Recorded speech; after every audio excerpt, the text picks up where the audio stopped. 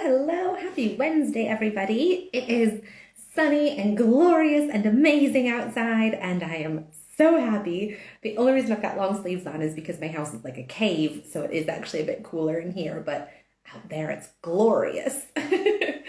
So, for anybody who doesn't know me, my name is Lindsey Hall, and I am an intimacy and empowerment coach, and I do these weekly tea break chats where I come on and I talk about what's been going on in life in the last week or so, and I answer your questions. So, when I talk about being an intimacy and empowerment coach, what that means for me is that I really love to help women deepen an intimacy with themselves and with others. And intimacy does not just mean sexual intimacy. It does not just mean physical intimacy. It starts first and foremost with yourself, with intimacy with self emotionally. I also love to help women own their pleasure and their power, because I think that is what absolutely changes the world. And as a result of that, I love to help women live a joyful life that they absolutely fucking love, because what else is the point in loving life? So I do that in lots of ways. But as a result of that, one of the things I love to do is come on and do these weekly tea break chats. So hi, here we are. So this week, what's been going on, if you follow my social media and are on my email list and have been up with what's going on, you might know that last night I taught a self-pleasure class. So that has very much been the thing this week, and it's been so much fun.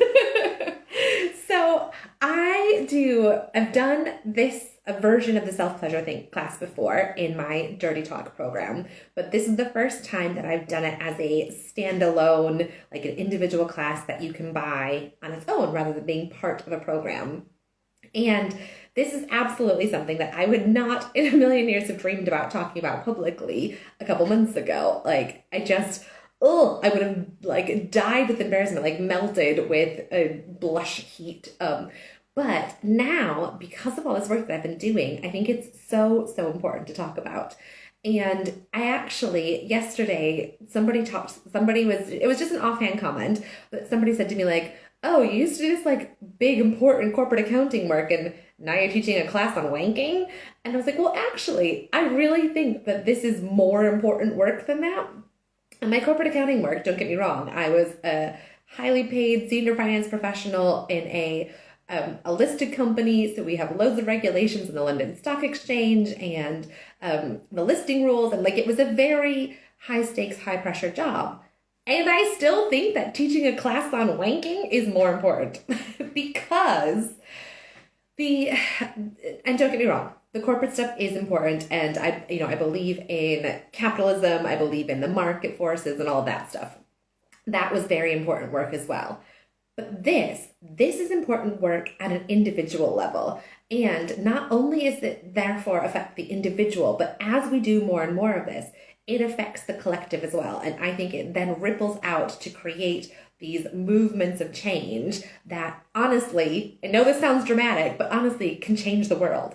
So when I do classes like self-pleasure classes, yes, it's about your pleasure. And yes, it is fun. And yes, it is about making you feel good. And all of that is so very true. But it's not just about helping you feel good in those few minutes, half an hour, however long you are enjoying the pleasure of that. It's about that. But it's also deeper than that, because it's also helping you realize that you deserve pleasure. You deserve to feel that good, that you deserve to take that time, that all of the stories that you're telling yourself and that you've been told, and the conditioning and the shame that's been layered on over the years, all of that isn't the truth. The truth is that you deserve pleasure. Your desires matter. Your pleasure matters. You matter. And by deepening into those beliefs and getting rid of the social conditioning and the shame, and by healing the personal wounds that have been inflicted upon you, by peeling all of that back and getting down to the core of it, not only does your self-pleasure, in the moment increase, but you get to step into your power even deeper. You get to realize that you are that important, and that has this like exponential exploding effect and impact, because you step into more of your creativity, you step into your voice, you step into your power, you stop just being, everybody else's like tool for pleasure, and you get to really own yours. And that is where the magic happens. I truly, truly believe that the more we do this work and the more we prioritize our pleasure, the more it benefits us, our families, our communities, the wider world. So it's not just about wanking. It's about so much more than that. And also, it's a lot of fun. So that's why I've been, like, as I've started talking about it more, I've gone from, like, whispering it to the internet. Like, when I started with, I think I'm going to teach a blowjob class, it was really scary to say. 2 months later, by the time I was like, right, I'm doing a self-pleasure class, and, like, I am going to talk about it loud and proud. I have talked about it on my social media. I've sent out emails about it. Yesterday was actually a new edge for me. I put it up on my LinkedIn, which I hadn't done before. So that was my new, well, maybe like final frontier, if you will, where LinkedIn is my professional space. That's where I have 15 years of corporate accounting connections.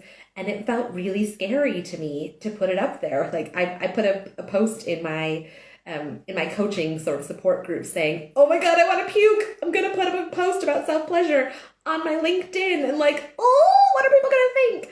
Because it felt scary. But then I talked myself around and came around to, well, hang on. Just because that is a space where I have professional connections and professional people are me. They're you. Like, we are not just one thing.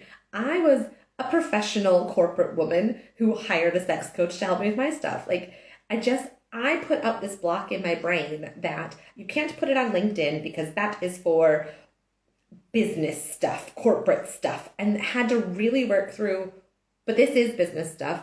The personal is about, it's about all of us as humans. Like the humans who are reading it on LinkedIn are the same humans who can read your Instagram, who can read your Facebook, who can watch your YouTube podcasts. They are just humans. And it is unfair of me.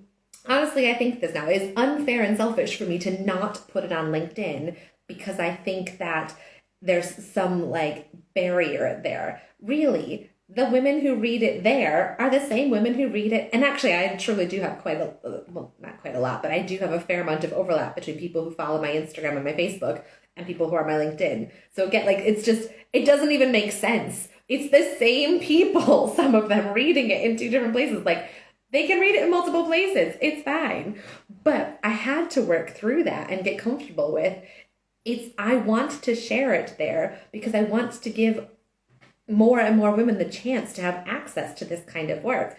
And if it helps one person, if one person sees it there who wouldn't have otherwise seen it and goes, oh my gosh, this is exactly what I need. I feel completely disconnected from my pleasure and I need this class. Great. Even if the other however many people are like, oh my God, Lindsey said what? If one person gets something from it, to me, it's totally worth it. And so posting it there was like a big deal. And I'm really proud of myself for that. So I think the lesson to come out of that is that as we grow and as we expand, there are always new edges. There are always new places to expand into. And it's interesting to note how I can be so confident talking about it on Instagram and Facebook and in real life, because I've been telling people in real life about this class too, but somehow LinkedIn felt funny. And really, but it's the noticing that, it's the understanding that it's still just pixels on a screen. It's still just a post on social media in a different place, and removing the power that it had over me. Because by being afraid to post it there, it had this power over me, and that was keeping me small. That was a place where I was still feeling shame about the work that I was doing, shame about the fact that I shouldn't be talking about self-pleasure because there's something wrong with that. People are going to make assumptions or make judgments about me. And really having to unpeel that layer of shame and heal that layer of conditioning and go, nope, I'm not buying that anymore. I know that this is important, powerful work, and it needs to be shared in as many places as I possibly can. So this work of uncovering the layers of shame and constantly growing and healing is ongoing. even from somebody like me who's like, hey guys, let's talk about pleasure. There's still, it was just yesterday that I had another layer to unpick. So what was the point of all that? That was all to say that that is the whole point of all of this work. It's one layer at a time, peeling back the shame, noticing where we feel discomfort, noticing where we feel about something, or I don't want to do it there. And that is absolutely not to say, of course, that you have to shout about self-pleasure everywhere all the time. Like, most people who don't do it as a job don't need to shout it from the rooftops, although you can if you want to. But for me, it's more about the ability to talk about it, the ability to do it, and removing the stigma behind it, removing that feeling of, I can't talk about it because, and getting to a place of like, I might not want to. It might be something sacred to me that I want to keep close to my chest, but sacred is different than it's a secret that I absolutely can't admit to anybody, because the secrets are where there's shame involved, and we don't want there to be shame. We want to unpeel all of that. So, yeah, it's been a big week with the self-pleasure class.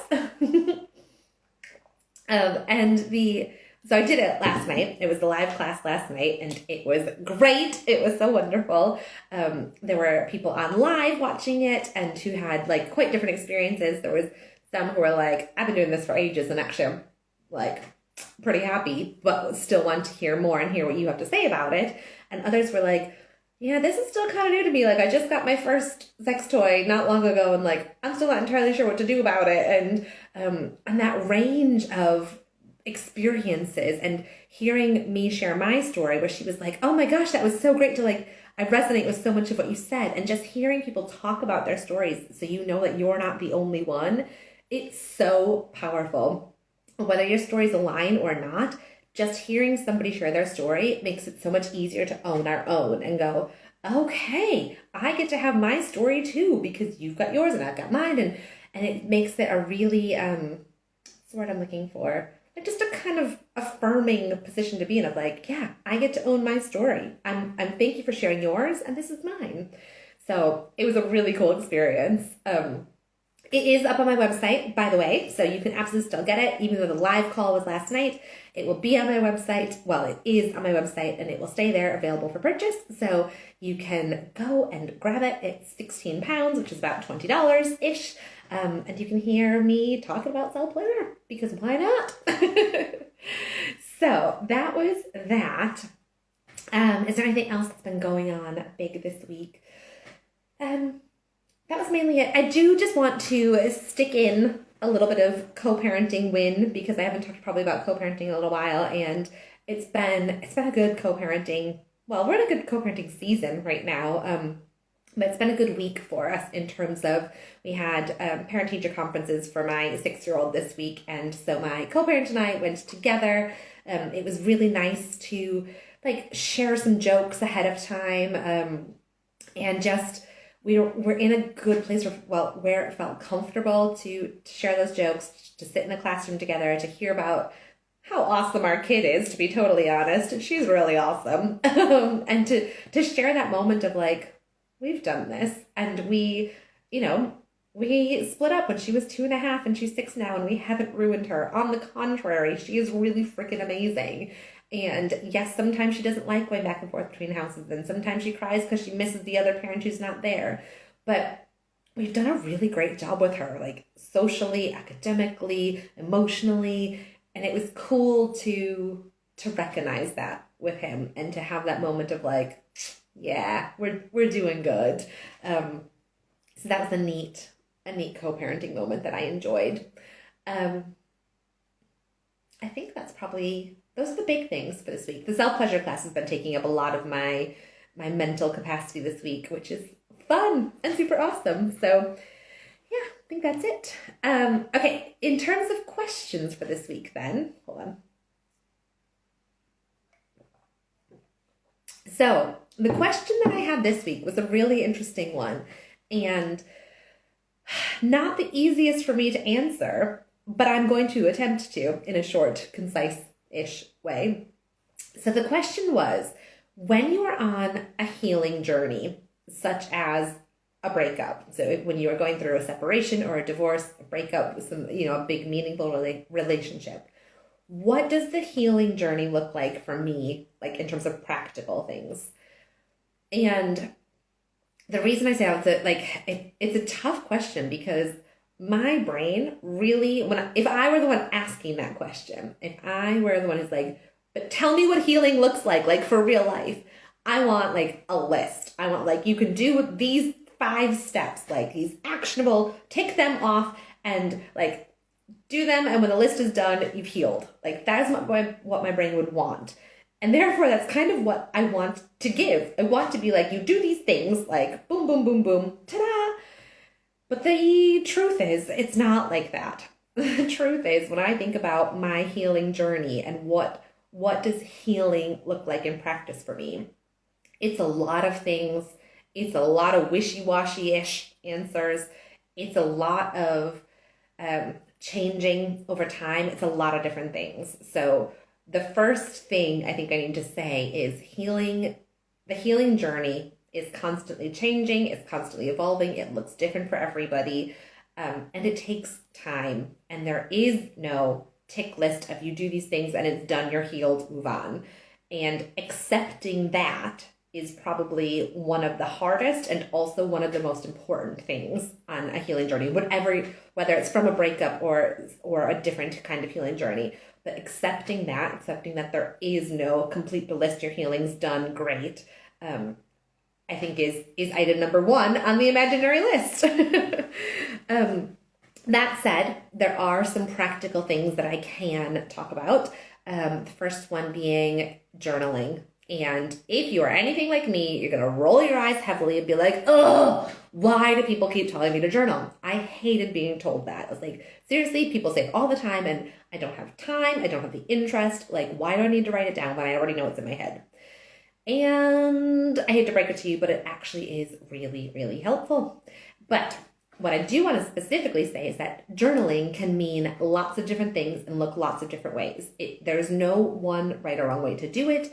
And if some way isn't working for you, try other ways. So it can be just sitting down with a notebook and free writing. It can be, sometimes mine is like, starts off as just scribbles. It's like, oh, I feel like this today. Ugh. And I just need to like, I don't know, words that just have like scribble. Sometimes it's like a tick list of like just, I like lists. They can be quite cathartic. So it's like, I'll just list things out. Typing can sometimes work better than writing. So handwriting can not always be the thing for everybody, where it can feel frustrating because your hand can't move as fast as your thoughts can, and your hand actually gets like physically sore from writing too much. So sometimes people prefer typing it on the computer or typing a note in their phone. Leaving a voice note to yourself also works. Some people prefer saying it out loud. And it might be that it's not just that like one of these ways works for you. It can be different things on different days, and all of that is okay. So when I say journaling as a healing tool, what I really mean is a way to get the thoughts out of your head and into a different format, whatever that is. But just thinking about them is not nearly as helpful. A way to get them out is the key here, whether it's paper, voice note, computer, whatever else, okay? So journaling is thing number 1 as an actionable thing you can do for your healing journey, big time. Thing number 2 is feeling your feelings. And I, again, like past me would have been like, that's not a thing. That's not an actionable thing. Like, what do you mean feel your feelings? What does that mean? And how is that going to help me on my healing journey? Well, current Lindsey will tell you it is a thing and it's very, very important. And what I mean by feeling your feelings can be, again, lots of different things. A really good starting point is being able to name your feelings. And there is I can't remember what it's called, but there's a wheel that starts in the core, in the center of like the 6 core emotions, and then it branches out and breaks those core emotions into like another 4 emotions or something like that, and then those branch out further. So it's this like 3-layer wheel of ever more descriptive feelings, and that can be really helpful to understand the language behind your feelings. So being able to have the language and identify your feelings is super, super helpful. So even just like starting by looking up that wheel and printing that off or having that handy is really helpful.